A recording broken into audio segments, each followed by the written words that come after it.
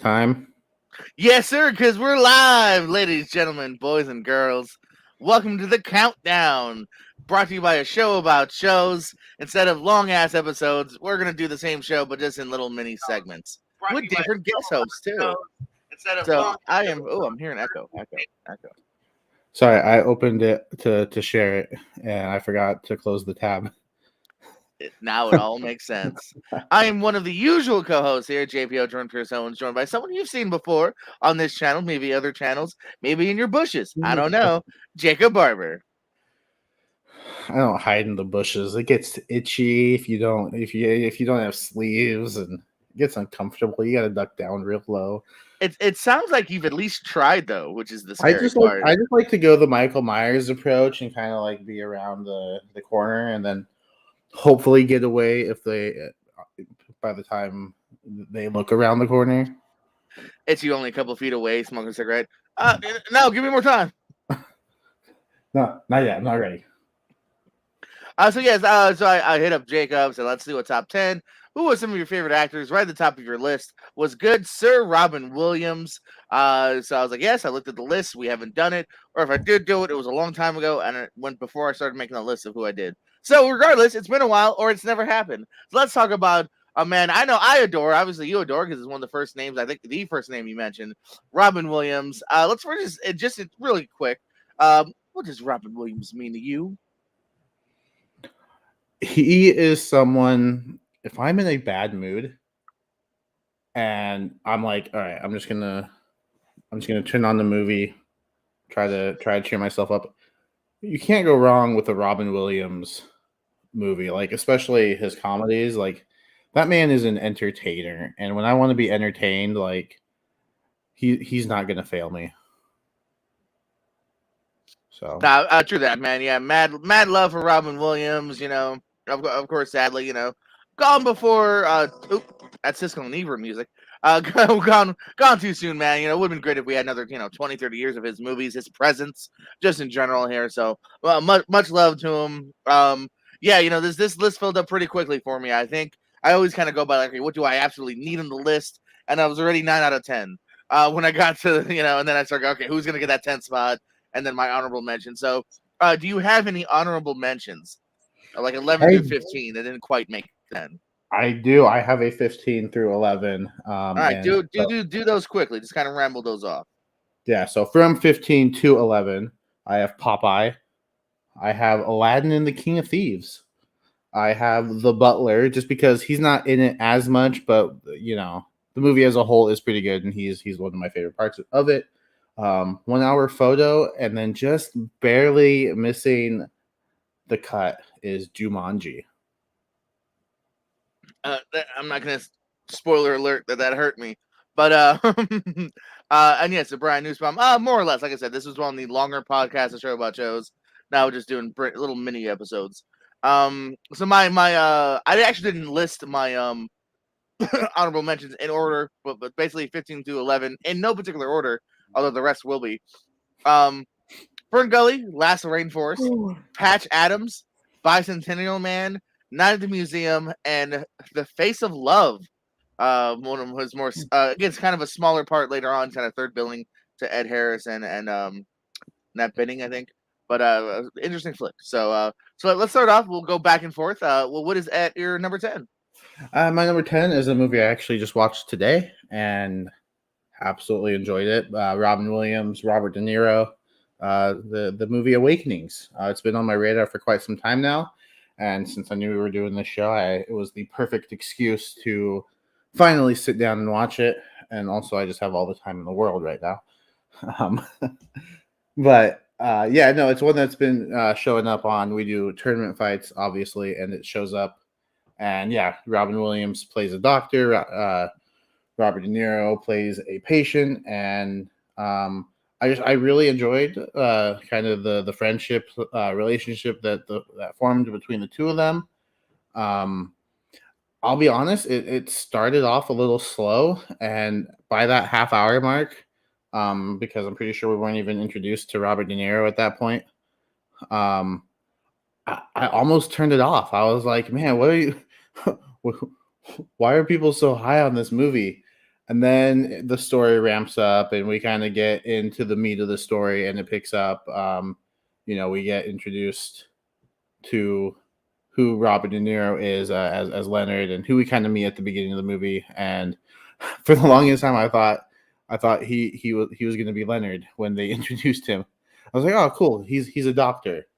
Oh no, he's not a doctor. This is someone completely new. Okay, but yeah, Robin Williams is fantastic. I went into this fully expecting to enjoy him, and um, I absolutely did. But Robert De Niro kills it in this role. He is so good. Like, I can see why, after that half hour and the story picks up and we finally um, get into the story, of them taking this drug and being, essentially cured of whatever is ailing them. Um, yeah, it's fantastic. Heartbreaking at times. It's a real good dramatic performance by Williams. I don't think I've ever seen Robert De Niro give a bad performance, and that's because I don't watch the movies that are crappy Robert De Niro movies. So have you seen Bad Grandpa? Haven't seen it. I always say the wrong. Grandpa, I always say the wrong grandpa, grandpa. whatever it is. Haven't seen it. Nope. So at number 10, I have Awakenings. First time watch. So I couldn't quite get it higher than number 10, but I'm sure on some rewatches, maybe it'll be higher. Maybe. I hope so. I love Awakenings. We'll talk about it a little bit later. Did you notice the big, almost cameo supporting performance by one of the guards? No. It's Vin Diesel. I don't think I was paying attention. I think I remember that being mentioned. I wasn't looking for it. But now I believe he has no line, so don't feel too bad. I don't think he has a single line. So you're saying it's his best performance? Well, you don't like Groot. I mean, come on, man. Good number 10. My number 10 here is, we're going to the year 1991. Spielberg Hook. I'm going to play my number 10. Really fun flick, really captured the imagination as a kid. This is kind of even my first introduction to kind of the Peter Pan lore, kind of growing up as a kid here. Even more than the cartoons. This is a big VHS rewatch growing up for me here, and a nice slightly different take of it, obviously, with Williams going back later on, and later in life after his kids get abducted here. A great performance by of course the villain in the movie here and whatnot, and just a good tale. Julia Roberts, very likable as well. Crazy, again, talking unrecognizable cameos. Glenn Close, of course, if you know that one. And just a fun flick, but number 10 at the typical point for me here for Robin Williams. What you got at number 9? Number 9, I have the Christopher Nolan movie Insomnia. Again, just a nice dramatic turn for Robin Williams. I think he absolutely delivers just like a chilling performance as this villain. Again, it's only a movie I've seen one time, so I can't quite put it higher at the moment. Like my top 5, top 6 even Robin Williams movies I've seen probably a dozen times, so it's going to be hard to beat those at the moment. Insomnia was one I came too late. Al Pacino is great. I like the back and forth between him and Robin Williams. Hilary Swank is fantastic in this movie. I like the script. A little late to it. Wish I got to it sooner because it's a really good movie. One of his more, chilling performances, that and like 1 Hour Photo. Like 1 Hour, I didn't mention it, but 1 Hour Photo, man, he gets, dark. If you haven't seen 1 Hour Photo, highly recommend. But yeah. Al Pacino, Robin Williams, great chemistry, great back and forth. I loved it. Yes, dark to say the least, and same year too. Almost you can kind of see some similarities in these two performances here in the same year. So it's a dark year for Robin. But a good flick. Coming in at my number 10. It might actually be a little surprising because it's actually my background, but I only have a number Oh, 9. wow. Mrs. Doubtfire. A charming, heartrending story of a guy who just wants to be with his kids. Why, Sally? Why won't you just let him be with his kids? Come on, don't you love them? No, but no, just again another just reason why Robin Williams was one of the guys that just Matilda. ruled the '90s. What'd you say? Said Matilda.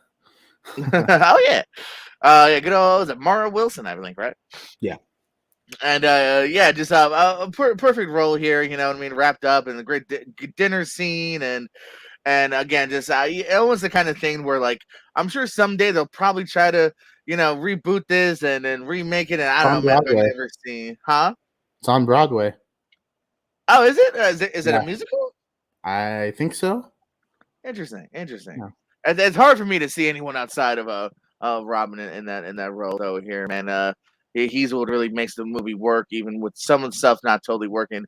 He makes it work, and Yeah. I think it's just absolutely wonderful in it. So that's my number 9. What do we got as we go on to number 8?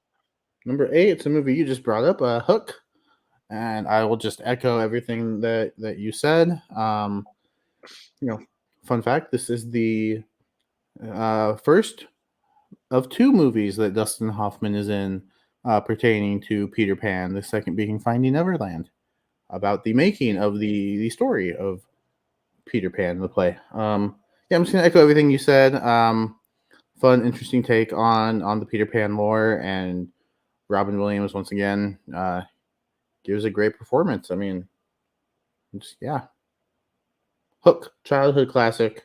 Kind of panned by critics at the time, but definitely gained that following in later years, and for good reason, because it's really good. It's been a long time since I've revisited it, so maybe now being on this Robin Williams high and wanting to revisit some of these, this might be a very recent watch for me. I'm gonna probably put it on sometime soon.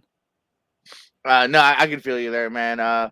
Yeah, it's kind of funny too. Growing up, obviously, I wasn't checking reviews when I was, 3, 4, or 5 years old. So, kind of just growing up, assuming in a way that everyone loves this movie, and then finding out no, it was kind of not totally liked by a lot of critics here. But later on, as you said, kind of getting that almost cult like following of just people. It worked for obviously that age gap and whatnot. So, and I think still has charm too, and yeah, it might be an interesting rewatch here. Of course, as you mentioned, Dustin Hoffman, so good, so good. Coming in at my number 8 here, the Birdcage is what I'm going to be talking about here. Uh, Again, the relationship between him, Nathan Lane, trying to trick all the other people and to believing that they just run a very normal hetero lifestyle here, and it's unfortunate that obviously back in the day that's something that probably truly happened. People just keeping the lie going here, and but everyone's so good here. Gene Hackman being the stuck up father here, Hank Azaria is a great performance as well here, and yeah, it's a fun flick. It's a sad telling of the times here, but done in a lighthearted, funny manner here of some wacky but very entertaining characters here. One of the other reasons Nathan Lane is another guy who I've always loved watching whenever he pops up. So yeah, gotta go with the Birdcage. You can go ahead and keep it up there because that's my number 7 actually. And that's one that I just finished very shortly before we went live. But I just knew like seeing these two together would be a treat, and it absolutely was. This whole sequence right here where they were trying to, work on being masculine was just absolutely hilarious. I wish these two did more together because this was fantastic. I can see this one going up a lot higher on rewatches as well. And yeah, Hank Azaria was hilarious in his role. Gene Hackman was good as kind of this, conservative senator, and um, I thought for a moment that him and Nathan Lane were gonna I don't know, it just seemed like there was some attraction between Kevin Keeley and who was supposed to be Mrs. Coleman. It was getting a little weird, a little weird relationship there, but nothing happened. Yeah, hilarious. When I can't see anybody else but Nathan Lane and Robin Williams in those roles. Like, I was trying to think, like, if it wasn't Nathan Lane, who would it be? And I was like, no, I don't think the movie would have worked as well. Like, Nathan Lane just absolutely killed it. So Yeah, films like this, it always is hard to kind of like cast someone else because you're just like they're just so perfect here. You know what I mean? They elevate the material. Not that the material's in any sense bad, but they elevate it so much that yeah, it's always hard to see who else could possibly, you know. yeah, So that was you said that was your that was my number number 7. 7. So now we go to my number 7 here, and you mentioned it, but on honorables, but it's in my list, and that was the one I kind of gasped at. Jumanji coming in at my number 7 here.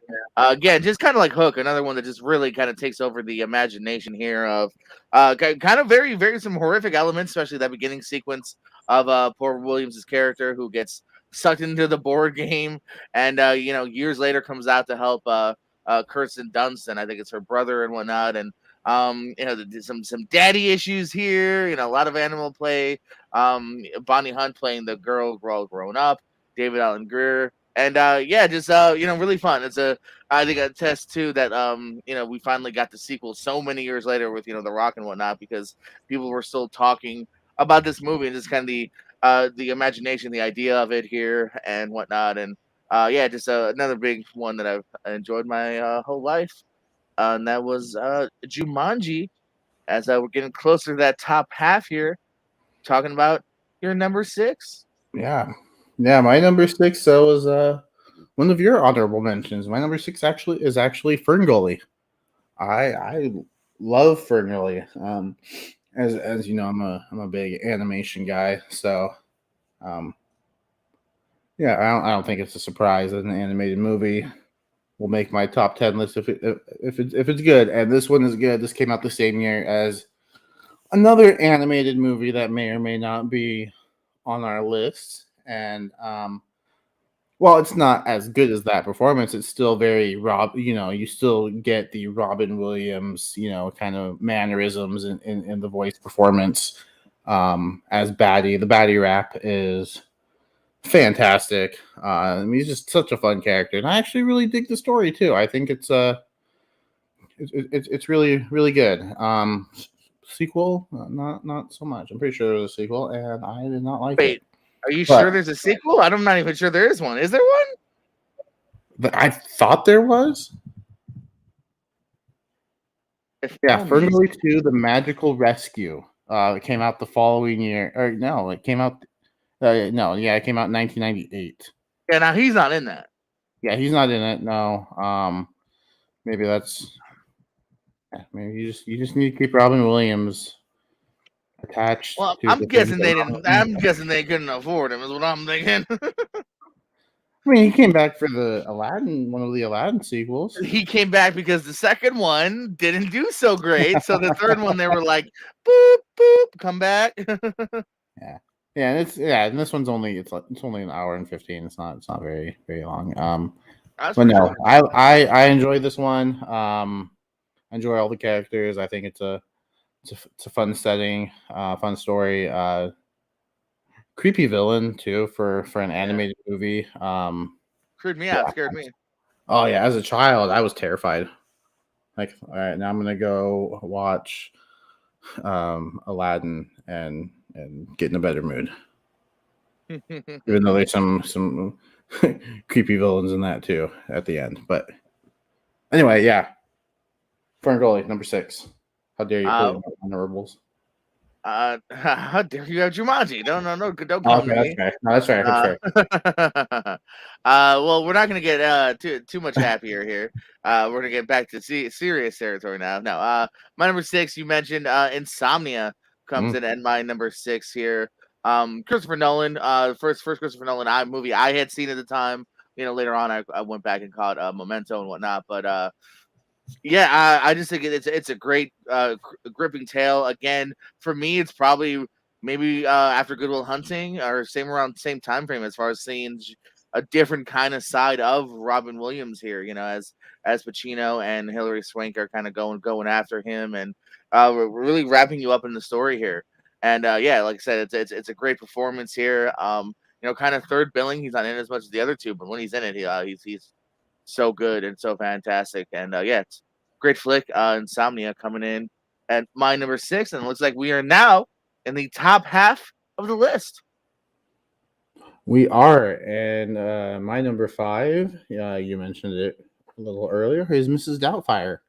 A man who just wants to be with his kids and will do anything it takes to be with his kids, including dressing up as a woman, just to get closer to his kids. I mean, he loves his kids. And it's hilarious. I'm not gonna repeat anything that you said. I think you said it perfectly. It's a hilarious Robin Williams. At the top of his game here, and just kind of getting to do that. He's hilarious in this movie. And what can I say? When you think Robin Williams, like, this is one of the first movies that comes to mind, and just his performance in this is great. So, and shout out to Joey Lawrence as one of the kids. No, Matthew. Is it Matthew Lawrence? Matthew Lawrence. Yeah, I'd say Joey's older. Right. Yeah, this is Matt. I'm pretty sure. Yeah, definitely. Yeah. No, you're right. I got him confused. Joey is whoa. That's him. That's all I know him by. I was just trying to see if you were listening to anything I actually say. What was that? What? What's your number 5? That's what I said. Wasn't listening. Got the joke. All right, coming in number 5 for me. Again, maybe the saddest one actually on the list. That's right, even a little sadder than Insomnia here. I think is the beautiful What Dreams May Come from 1998 here. Robin Williams, is a man who unfortunately passes away, leaves his wife and kids behind, and he finds out that unfortunately his wife has committed suicide afterwards, and he literally goes through heaven and hell to try to get her back. And visually, it is beautiful. It's got a lot of things moving on the plate here, but I think it balances out pretty good here. And again, it's just such a heart-wrenching performance here by Robin Williams.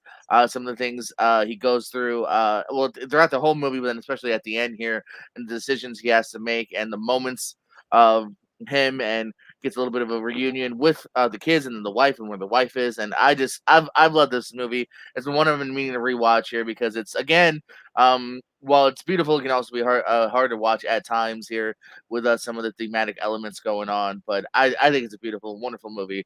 What Dreams May Come, coming in at my number 5. This is one that I wanted to get to, just didn't have time. It's one of my blind spots for. This show is over. If anyone would like to host top 10 Robin Williams movies with me, let me know. All right, Mr. Forngold is an honorable mention. What? Again, Jumanji, we're even. What's your number 4? My number 4 is the war comedy Good Morning Vietnam. He plays a radio. You didn't say it right. No, I have neighbors, and I don't want to get that loud. Sorry. Yeah. 26 years before Forrest Whitaker and Robin Williams would work together on The Butler, they would work together in Good Morning Vietnam. As this radio host, I think this is the perfect role for Robin Williams. Like, this was, written. I feel like this was written for him, because it blends comedy and drama so perfectly. Like, he can do that dramatic performances, kind of like when he's not in the radio chair, but when he's in the radio chair, he gets to do like his silly voices and kind of do his voice performances, and it's just such a perfect blend. Like, this could easily be my number 1. Like, my 1 through 4 are so close. It's insane how close they are. I absolutely love this movie. I actually just rewatched it for a show Austin and I did a couple weeks ago, and it absolutely holds up. Still hilarious, but still like that second half of this movie where it like kind of takes a turn and goes more down the dramatic path. Like it's excellent. Almost feels like two different movies, but they blend so well together. Like they transition just like perfectly. I love this movie. It's yeah, it's one of Robin's best. Right on, man. Coming in at my number 4, and this one might upset you, even though it's number 4, because I feel like you might have it a little higher. I'm going to talk about Aladdin here, coming in at my number 4. Um, here as as the GY, even Will Smith, who's one of the most popular actors nowadays, people were like, I don't know if he can, fill those shoes here because he's so iconic here as the genie again. As much as I love the songs and the relationship here, if you take out the genie, I don't know if we're talking about this movie still to this day. I really don't know if you are, because I think he is just he makes this movie whole. He makes this movie complete as too far as you get the visuals, you get the love, and then you also get the humor here, and he is what makes it work. That's why, as we already kind of said earlier, being brought back for the third one here because they knew that like that's what's going to get people invested. And yeah, just so much. Again, just you let Robin Williams loose with the microphone, he brings gold, and so that's why Aladdin is going to come in at my number 4. And like you said, it's hard. It's getting hard ranking these. Yeah, and I'm not going to be too upset with you because Aladdin is my number 3. Okay. For all the same reasons. Yeah, I love this. Love the relationship between Aladdin and Jasmine. I think Iago and Abu are great side characters. I think Jafar is a great villain, especially towards the end. Like him as that snake and the genie. Like, oh, that kind of creeped me out as a kid. I can handle it more now as an adult, but yeah, his performance makes the movie. Like I think the movie, like if they cast somebody else as the genie, I think the movie would be good still. But like I can't imagine the movie without Robin Williams genie. That's why the second one didn't work as well. I think Return of Jafar is still a good, you know, straight to DVD sequel, but King of Thieves, that's with him back, like, yeah. Yeah, no, you said it, like Will Smith. I like that in the remake. He didn't try to be a Robin Williams copycat. He put his own spin on it, and I think that's just out of respect to the performance that Robin Williams did in this movie, because I don't think it can be matched. It's one of my favorite voice performances in all the movies. It's up there with some of the best. Like I think it's him and James Earl Jones as Mufasa is my 1 and 2 actually. Like it's just great. Yeah, you let Robin Williams be Robin Williams, and you're gonna get gold, and that's what they got with Aladdin. So even though you might have just spoiled number 2 and number 1, but that might be a fun top 10 voice performances. What do you mean? I might have spoiled 2 and 1? Well, as in, I might agree with you that like James Earl Jones and Robin Williams. You know how you said that's your 2 and 1. I'm saying if we did the top 10, that might honestly be 2 and 1 for both of us. Oh yeah. I'm saying in general, I think that would be a fun list. I was like, top 10 voice performances. I was like, did James Earl Jones and Robin Williams do another voice performance in a movie together? Like, I was confused.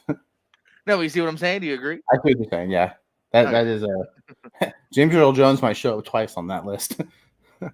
I don't know if I would have Vader. I feel it's iconic. Anyway, that's different. That's a different episode. Yes, yeah, Aladdin. Yeah, much love for Aladdin here at number 3. We're gonna go on now to my number 3, and you talked about it. It's a newer watch for you. It's actually not even that long of a watch for me as far as when I first saw it a few years ago. But Awakenings, I'm gonna have at my number 3. Got it that high. I'm just entranced by this tale.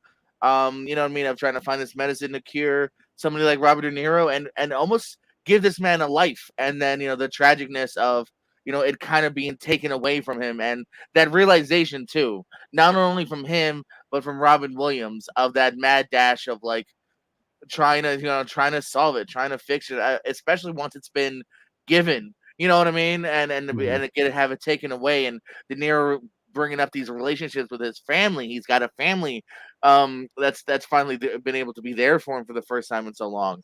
A potential love interest here, and as you said here too, as much as obviously this is a top 10 Robin Williams performance wise, I think De Niro is so good in this. He's again, like obviously not saying De Niro's bad in almost anything, even a dirty grandpa. Like he's trying. He's funnier than maybe any most other actors might be, but he's so good in this. This is not the De Niro you've seen in anything else here. You don't have any kind of mobster or like tough guy qualities here. He is so good, and so is Williams of who's trying to do the right thing here, and it like I said, it can be heartbreaking. This is not one to watch.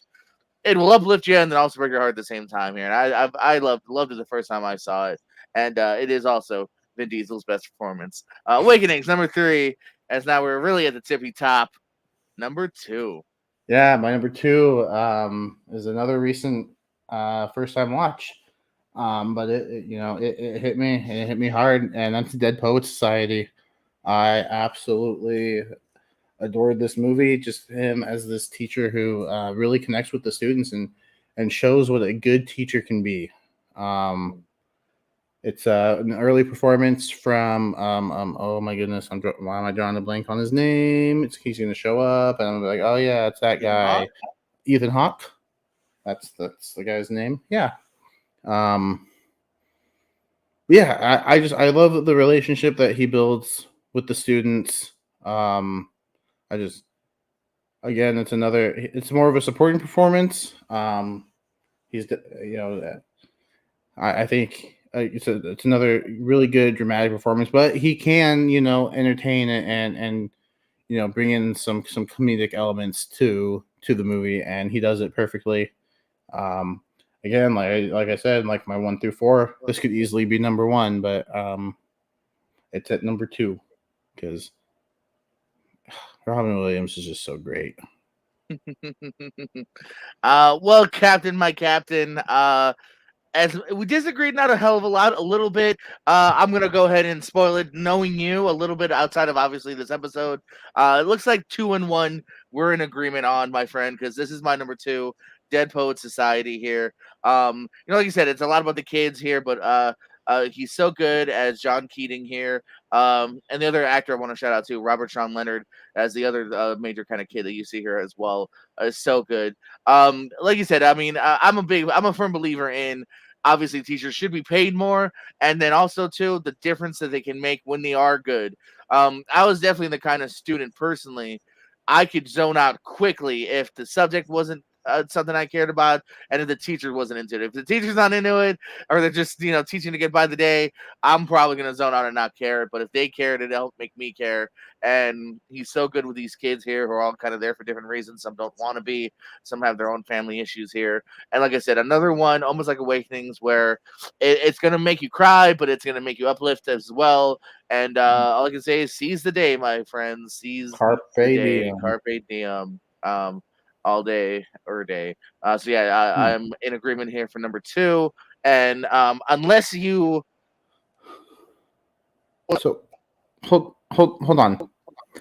Did you not mention Good Morning Vietnam at all? I did not. Wow. I have a reason. What's that reason? Have you not seen it? I haven't seen it in so long, and I'm not sure if I've seen it from beginning to end. So I don't have it in any lists right now. That's fair. Okay, I've seen enough where usually have to do like a movie tournaments, but like I don't have it on the list. Like I said, it's not low on the list. It's just not on the list. All right, that's fair then, because like if it was like 16, I can see you rolling up your sleeves. You're like, hold on, fucking. Let me jump through this screen. Yeah. But at least we have the same number 1. I'm pretty sure. Yeah, that's Smoochie. Talk about it. Oh, I thought it was gonna be Flubber. What? Oh, okay. We don't have the same number 1. No, number 1 is Good Will Hunting. Enough said. No. Moving on. Good Will Hunting. It's in my top 3 favorite movies of all time. Period. And I've only actually seen it 1 time. I haven't been able to go back to revisit it because all these shows that we do now requires me to watch movies, and so my time is taken up. But man, it's one I want to go back to because Matt Damon, Ben Affleck's script was just fantastic. Obviously, they won an award for it. And Robin Williams as oh my, why am I drawing a blank on his name, Jordan? We shouldn't do these so late. Stellan Skarsgård? No, Robin Williams' character's name. I'm actually not sure. Oh my goodness, why am I drawing a blank? But anyway, he is fantastic. Like, this is Sean McGuire. Sean McGuire. Sean McGuire. This is, sorry to spoil another list we may potentially do, but this is my favorite supporting performance of all time. Like, he kills it. That monologue, iconic. And don't worry, Jordan, I'm not going to steal any of your lines. Son of a bitch. Which was not a line they wrote. Yeah, no, I said before, knowing you, I was like, well, once you got Dead Poet Society out of the way, just in case that maybe 2-1 had switched, I was like, well, I know we got 2-1 the same because Dead Poets, and I know you love Good Will Hunting. So do I. Damon Affleck's great, but obviously it was Robin Williams who got a lot of the love, and rightfully so here. Let me get lemon face, lion face. Thought about what you said to me the other day about my painting. Stayed up half the night thinking about it. I actually had that entire transcript monologue memorized. I did it back in high school, back in the day. Because I love that monologue. Your move, Chief. I had that whole thing memorized at one point here, and he's so good. I mean, again, like who else could possibly be in that role to share those moments here with Matt Damon? It's a beautiful script. I'm not always the biggest Gus Van Sant fan, even with direction itself. But I think he shoots it very minimalist, and it just works for the movie completely here. And everyone's so good here, including my boy Ben Affleck. That's another list for another day. But Robin Williams, number one, I agree, is the Good Will Hunting. So that was the top 10. If you want to kind of recap it real quick, go for it, Jacob. Yeah, so from 10 to 1, 10 I had Awakenings, 9 was Insomnia, 8 I have Hook, 7 is The Birdcage, 6 is Ferngully, The Last Rainforest, 5 I have Mrs. Doubtfire, number 4, Good Morning Vietnam, get on it, Jordan. Number 3 I have Aladdin, number 2 was Dead Poet Society, and at number 1 is Good Will Hunting. We got number 10, Hook, 9, Mrs. Doubtfire, 8, The Birdcage, number 7, Jumanji, 6, Insomnia, number 5, What Dreams May Come, number 4, Aladdin, number 3, Awakenings, 2, Dead Poet Society, and number 1, I agree, Good Will Hunting. Agreed on the top 2, actually. Actually, we had 8 in common in our top 10. We only had 2 differences as far as overall list. So what were the differences? So it was Jumanji and... You had Jumanji and What Dreams May Come, and I had Good Morning Vietnam and Ferngully. Yeah, and also too, not even less difference was Jumanji's your honorable, Ferngully's my honorable. So even that looks not like they were that far off either here. And he's got more filmography too, man. There's a couple gaps I have, especially from the 80s. I was very much more of a 90s and on guy. So there's a couple that I haven't seen that I do want to see and check out here. Even some of his later stuff like Boulevard, that was pretty good, and stuff I had to leave off the list altogether here. I think this is the best part of the Night at the Museum movies. That was actually. Do I have that? Oh, that is one of my honorables. But yeah, that was up there. Like good movies, and he's great in them. Yeah. Well, ladies and gentlemen, that was the countdown here, and the countdown this week was, of course, Robin Williams, the one, the only Robin Williams. So much love to him and anyone that's a fan of his. Awesome, man. Jacob Barber, plugs, parting words. Oh, plugs, yeah. Thursdays over on the Movie Hero Network, the Lonely Marks podcast, and on Saturdays I do a podcast about movies with Austin Howe. We just did an episode covering the Disney Renaissance, which was a lot of fun. So go check that out. And I am your reigning, not defending Picks and List champion because Jordan is moving, and so I'm not sure when he's gonna have time to throw together a match because life first. Yeah, you lucked out. No. Yeah, Brian Newsbaum asked me earlier. Yeah, nothing this week. Maybe yeah, it might be a couple weeks, but you will be defending sometime probably in July. Don't worry. So until then, just sip your tea. That just means I'll have the longest reign. I don't have dates. Yeah, I should figure out the dates and see who has the longest. Because sometimes it's like 1 week because the next match they lose it. But yes, check out those trivia's right here on the channel. Jacob is your current PNL champ. I am the Mellow Yellow champ, undefeated. So yes, like, subscribe, tell a friend, tell an enemy. Hit the notification bell. My PayPal is MasterChief1 at AOL. You know what to do. Thank you and good night.